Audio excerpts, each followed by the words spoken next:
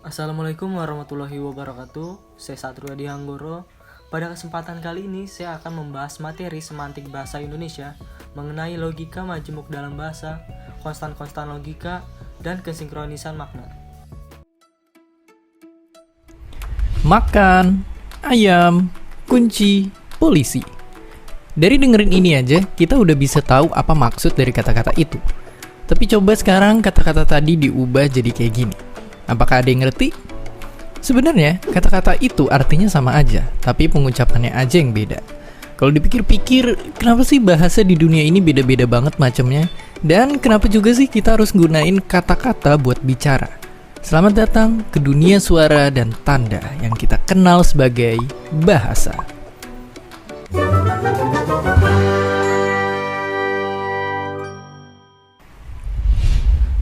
Semua orang suka uang, tapi tentunya orang di ujung Afrika nggak mau nerima uang kita karena nggak berlaku di sana. Nah, sama halnya dengan bahasa. Bisa dibilang bahasa adalah sebuah perjanjian yang harus disepakatin satu sama lain. Buat orang lain bisa ngerti kalau kita lapar dan ngajak makan. Harus ada kesepakatan kalau kegiatan masukin buah atau daging buat ngisi perut itu disebut dengan kata makan. Dan begitu juga untuk kata lainnya di seluruh dunia. Bahasa dibutuhin banget buat kita intinya berkomunikasi, supaya orang lain bisa ngerti apa yang kita maksud melalui bunyi-bunyian yang kita sebut sebagai kata tadi. Bahasa juga kita pakai jadi alat nyalurin ekspresi. Dengan berbahasa, kita bisa nyeritain apa yang kita lihat atau apa yang hati kita sedang rasain secara lisan atau tulisan. Dan dari sanalah bahasa bisa ngelahirin berbagai karya bersejarah yang cerita mulai berpencar dan bermigrasi. Dari punya bahasa yang sama, mereka yang berpencar akhirnya jadi punya variasi di kosakata dan cara penyebutan katanya.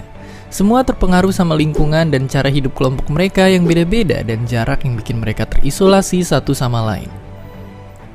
Sepanjang sejarah, bahasa bisa dianggap penemuan terbesar manusia. Bahasa memungkinkan eyang-eyang kita saling ngobrol dan bercerita, untuk selanjutnya kerjasama. Dan dari sanalah ditemukan bentuk komunikasi pertama, gores-goresan di dalam gua. Kemudian manusia menciptakan aksara, berawal dari catatan para raja, hingga perlahan tersebar ke rakyat dan merata. Seiring berlalunya zaman, simbol-simbol Mesir ini diadopsi orang-orang Kanan purba dan Foenisia. Huruf-huruf pun berevolusi terus menyederhanakan diri dan seiring waktu menyebar ke berbagai tempat laut pedagang dari seluruh penjuru negeri hingga akhirnya tiba di Yunani, tempat alfabet lahir untuk pertama kali. Aksara membentuk kata dan kata menyusun cerita, seringkali dalam bentuk sastra. Dari ukiran-ukiran batu zaman dulu sampai coretan di atas kertas, ribuan kisah telah dicatat sejarah. Sastra yang terus berkembang membuat para ilmuwan semakin meneliti kata-kata di dalamnya. Dan dari sana melahirkan teori-teori yang jadi usaha kita untuk mengenal bahasa. Bahkan kini untuk terus nyoba mahamin bahasa sendiri, manusia udah bisa nyusun bahasa buat mesin, merumuskan susunan-susunan angka untuk menaklukkan kecerdasan buatan. Untuk terus mengungkap misteri-misteri bahasa di masa depan. Ribuan keajaiban dan wawasan dari masing-masing budaya lagi nunggu untuk kita cari tahu. Bahasa bisa jadi salah satu jalan untuk bisa sampai ke sana. Bahasa adalah penemuan kita yang paling berharga. Ia bisa kita pakai untuk gali informasi sekaligus menjalin kerjasama dengan orang sebanyak-banyaknya. Seperti pesan Nelson Mandela ini. Itulah mengapa bahasa ibu akan selalu jadi ciri khas kita. Tapi bahasa lain adalah kunci untuk maju. Makanya ada prinsip yang perlu kita pegang tiap belajar bahasa. Utamakan bahasa Indonesia, lestarikan bahasa daerah, dan kuasai bahasa asing. Manusia kini udah jadi penguasa dunia memuncaki rantai makanan. Kita bisa bilang kalau penyebabnya adalah karena otak kita lebih cerdas dari hewan lain. Dan ini bikin kita jadi bisa bekerja sama.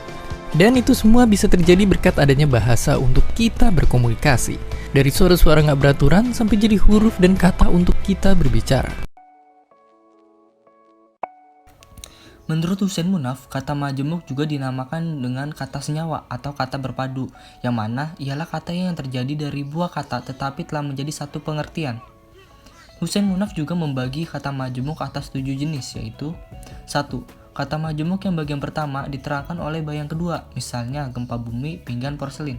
Kedua, kata majemuk yang bagian pertama tidak diterangkan oleh bagian kedua, contohnya kaya miskin, buruk baik. Ketiga, kata majemuk yang arti pertama dikuatkan oleh yang kedua, contohnya lemah lembut hutan rimba. Keempat, kata majemuk yang bagian pertama menerangkan bagian kedua, contohnya perdana menteri. Kelima, kata majemuk yang terjadi dari asal nama pekerjaan dengan tujuannya, contohnya cuci muka, gosok gigi. Keenam, kata majemuk mengandung arti kiasan, contohnya tulang punggung, kaki tangan. Ketujuh, kata majemuk yang berganda, misalnya perseroan dagang rupa-rupa hasil bumi Indonesia. Salah satu buah pikir filsuf Bertrand Russell yang berhubungan dengan bahasa ialah apa yang disebutkannya dengan logika atomis dalam kalimat pernyataan bahasa. Ia berpendapat bahwa bahasa melukiskan atau melaporkan satu fakta tunggal berdasarkan hasil observasi. Dengan contoh, adik bermain bola dan kakak menulis surat di kamar. Kalimat atau proposisi itu memuat satu fakta tunggal. Buah pikir atomis ini berguna untuk memberikan kriteria bahasa ilmu. Dengan buah pikir atomis ini, terkaitlah kriteria bahasa ilmu yang ingin melukiskan fakta sesuai dengan apa adanya. Bahasa ilmu menuntut korespondensi dan konfirmasi dengan fakta, yang berarti kalimat proposisi kita sebaiknya kalimat-kalimat yang berlogika atomis. Secara umum, kita tidak selalu membuat kalimat-kalimat proposisi dalam bentuk logika tunggal atomis. Dengan proposisi logika atomisan tunggal, kita dapat membentuk kalimat-kalimat proposisi yang berlogika majemuk. Untuk membentuk logika majemuk, dipergunakanlah kata-kata perangkai, atau secara logika disebut dengan konstan-konstan logika oleh Ludwig Wittgenstein. Konstan-konstan logika itu ialah dan, atau, jika, maka, dan tetapi. Dengan konstan-konstan itu, terbentuklah kalimat-kalimat dengan proposisi majemuk. Dengan contoh, ibu memasak sayur dan ayah membaca koran.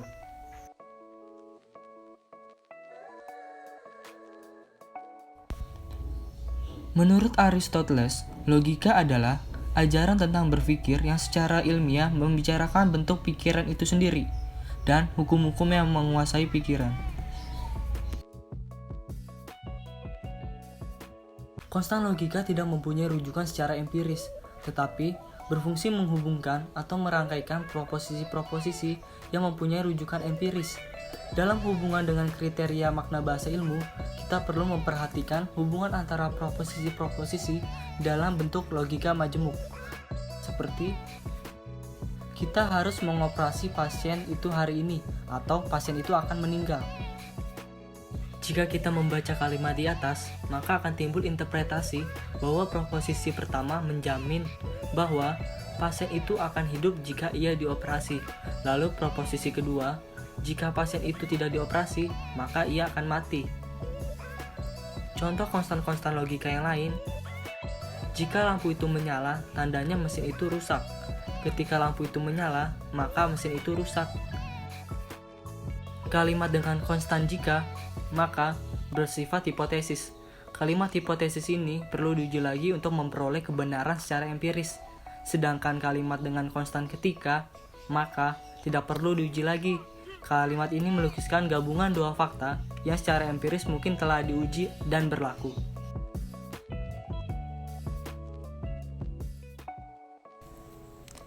Menurut Ullmann, tahun 1972, apabila seseorang memikirkan maksud dari perkataan seseorang sekaligus rujukannya, atau sebaliknya, maka akan lahirlah sebuah makna. Jadi, makna itu merupakan gabungan dari maksud dan perkataan. Makna juga bisa saja berbeda dengan perkataan, alias tidak akan selalu sama. Kesinkronisan makna ditentukan oleh pemakaiannya untuk tempat dan zaman tertentu. Ada realitas lama dan realitas baru. Oleh karena itu, ada hubungan makna lama yang konvensional dan ada hubungan makna yang baru dengan sinkronis. Makna akan selalu berubah seiring dengan perkembangan zaman. Contoh pertama, kata bekas untuk manusia seperti bekas menteri tidak digunakan lagi, tetapi diganti dengan mantan, sehingga menjadi mantan menteri. Contoh kedua, kata wanita yang tadinya tidak menimbulkan masalah, sekarang dipersoalkan oleh kaum feminis agar diganti menjadi perempuan. Sekian materi yang dapat saya sampaikan dari materi Semantik Bahasa Indonesia mengenai logika majemuk dalam bahasa, konstan-konstan logika, dan kesinkronisan makna. Kurang lebihnya mohon maaf. Wassalamualaikum warahmatullahi wabarakatuh.